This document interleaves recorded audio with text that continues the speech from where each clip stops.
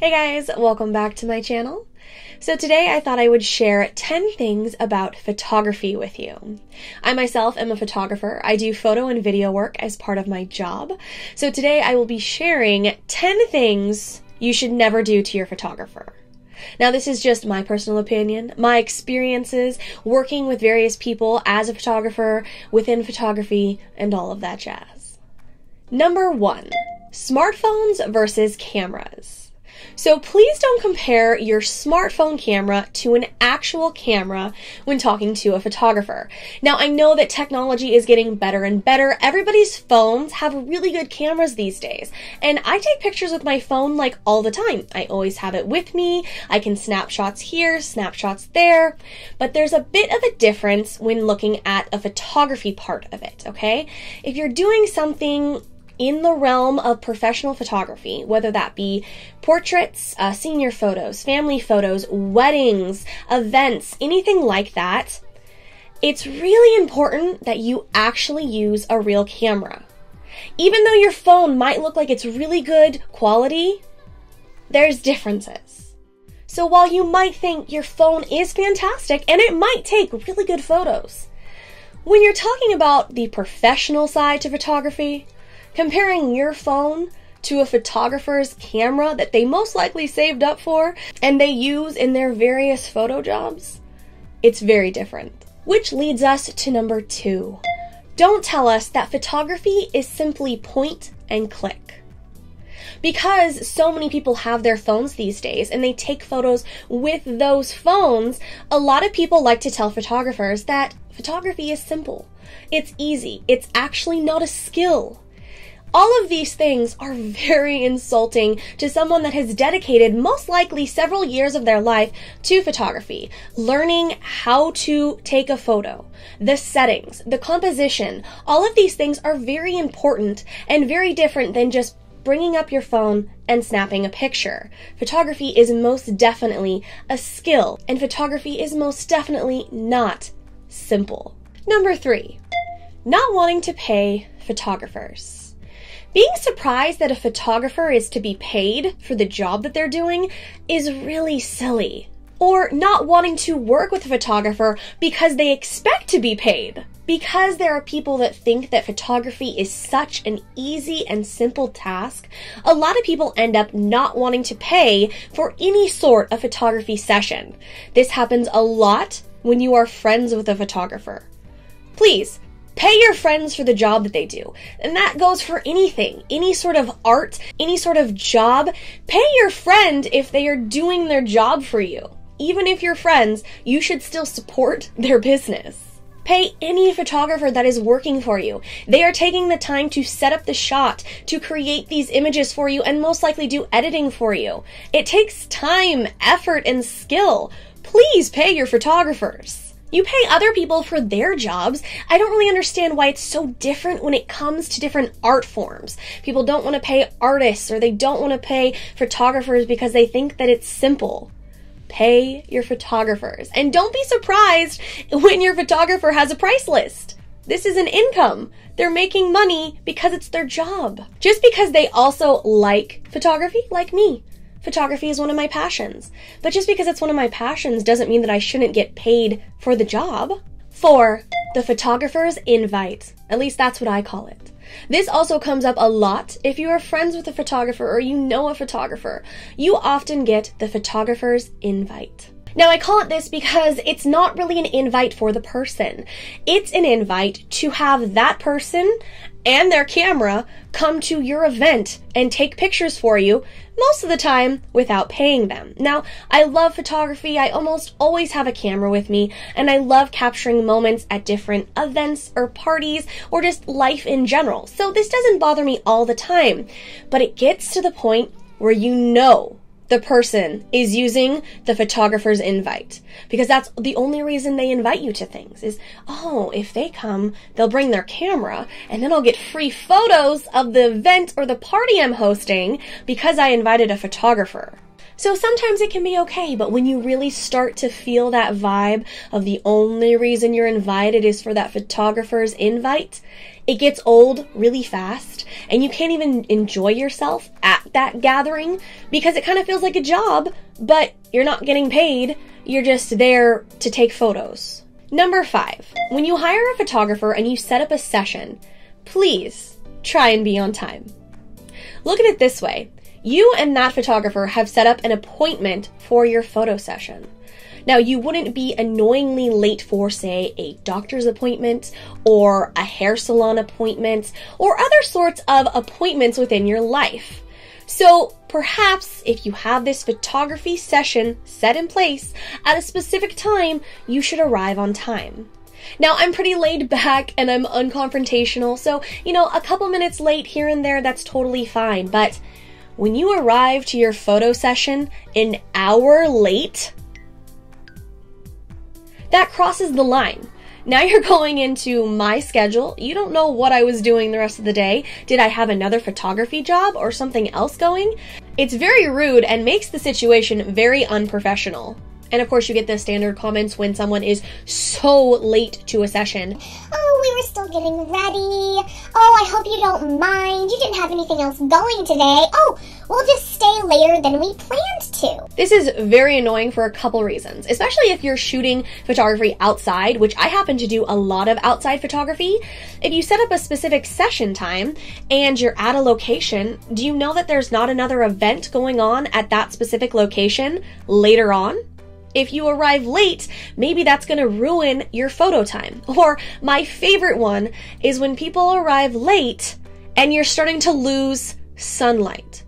Sunlight is helpful for photography. Now, you can take night photography, but most people do not want their family photos, their portrait sessions, their engagement photos, whatever you want to do, in the moonlight. So it's just like a courtesy to one another. I showed up on time for your session and sat in my car and waited forever.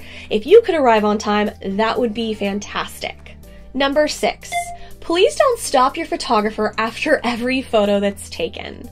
Now, this can be with like solo sessions, with group shots, whatever the case may be. You need to trust your photographer and let them do their job.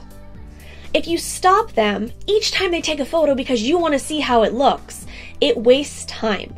Not only do you have to come over and see the photo, but then we have to get everything back in place, especially for group shots. We have to get everybody back how they are. I have to get back and set up. It wastes so much time when you look and have to see every photo that I've just taken. You have to trust the photographer. And I understand a lot of people don't like their photo taken, and that's why they want to see how it looks. But chances are they're going to be like, oh, I don't like how it looks. Let's do another one. Well, we were going to do another one. We were actually going to do several because I like to do something called paparazzi mode, where I take a bunch of different photos so that the people that hire me have a bunch of options. Trust me, I'm going to give you so many options within your shoot if you just let me do my job. Trust me, you don't have to see each photo that's taken. It's just gonna waste our time. Over the years, you kind of get used to this sort of behavior, and you kind of have like this fun little banter between the photographer and the person you're photographing so that they can like still stay relaxed and in a good mood for the photo shoot, but at the same time they understand that the photographer has it under control. Just let them do their thing, and trust me, you will see the photos, just not after each shot. Number 7, dealing with other people's work. So when it comes to photography or art or honestly any sort of work, I highly recommend that you check out the person's portfolio. For a couple things. Is their style what you're looking for? Do you think that it's a good match for what exactly you're wanting for your specific session? Do you think that they're a good photographer? That's super important. Check out their portfolio to see if you guys are going to be a good match. Because there are cases where perhaps someone doesn't know completely what they're doing or they are new to photography, and I have been asked to fix someone else's photos. So there's a couple of things that's irritating with this. First of all, I really don't want to work or edit or do anything with somebody else's photography. It's theirs. I don't really want to fix their photography. 2, why didn't you just ask me in the first place and I could have taken the photos for you to begin with? I've been asked to edit people's eyes open because the photographer had them standing in direct sunlight the whole shoot. So not only were their eyes completely squinted, not open at all, their face was completely washed out, and the photo just wasn't that good. I've also been asked to open corrupt files because however the photographer saved the images, it wasn't opening for them. So I've been asked to fix that. I've been asked to make the quality better after a photographer has used maybe a not so good camera or device, maybe a cell phone, I'm not sure, but I've been asked to enhance the quality, which that's not really a thing. Once the photo's been taken, it's been taken. And a bunch of other crazy requests. You know, I'm really sorry that you had that experience with someone else, but it's not really my job or any photographer's job to fix somebody else's mistake. If anything, you should go back to the photographer you went to and see if they can do something for you. Because chances are you're not interested in paying me to attempt to fix that work. Most of the time, it's things you can't fix. If your face is completely washed out from the sun, you can't fix that. And that's why it's so important to look at people's portfolios, because maybe you would have seen that in some of their other work, or maybe it was just a fluke. It would definitely be better to talk to the original photographer than to ask somebody else to fix those problems. Number 8, don't expect all of your photos the next day. Remember that editing and going over all the photos, it does take some time. Especially if it's like a big group of people, if it's like a huge family photo, chances are I'm going to switch some heads around because the chances of a huge family looking at the camera at the exact same time and smiling and no one blinking is very rare. So sometimes I have to switch some heads around, and that takes some time. Oh, you want some special effects added to your photos. That's gonna take some time. Oh, you want me to go over the hundreds of photos I took for you yesterday? That's gonna take some time. Especially if you start asking me for like some crazy edits, like, please change my eye color, my hair look, make me skinnier, and please change the background as well. That's gonna take some time. And also remember that if I do all those things on one image, I can't just transfer it over to another image. I have to start all over with the next image times hundreds of images. It's gonna take some time. Number 9, control your phone. Now this is really geared towards weddings and events. Now thankfully a lot of brides and grooms have been putting up signs at their weddings saying, you know, please keep your phone away or silence your cell phones, which thank you from the photographers of the world. That is like a dream come true, so thank you. But obviously you're gonna have the people that either don't listen to those signs or they don't see the problem with it, and that's where things can get a little difficult. So if you are going to take photos on your phone during a wedding ceremony, please, for the love of God, put it on silent. For me, most of the time when I am doing wedding ceremonies, I'm not only taking photos, I am also filming different things as well. So it's kind of a downer when you're reviewing the footage and this beautiful solo is being sung during the ceremony and all you hear is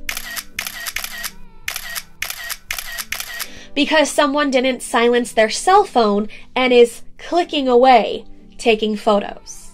And like, what would have happened if it would have rang during the ceremony? Like, that's a little rude, don't you think? Please, just silence your cell phones. This is also the same thing for photographs during ceremonies. I get it, you want to take pictures, but just keep in mind that the bride and the groom have hired the photographer to take pictures and capture these moments. And thankfully, they're probably paying the photographer for doing that. So thank you. They're there to capture these moments. So it's really important that you don't reach your hand up with your phone in front of the photographer, or you don't step in front of their way. The people that are getting married really don't want your iPhone in the middle of the shot during their first kiss. This is not something that they want. So if you are going to take pictures during an event or a wedding, please be considerate of the professional photographer that's there that has been hired for this event.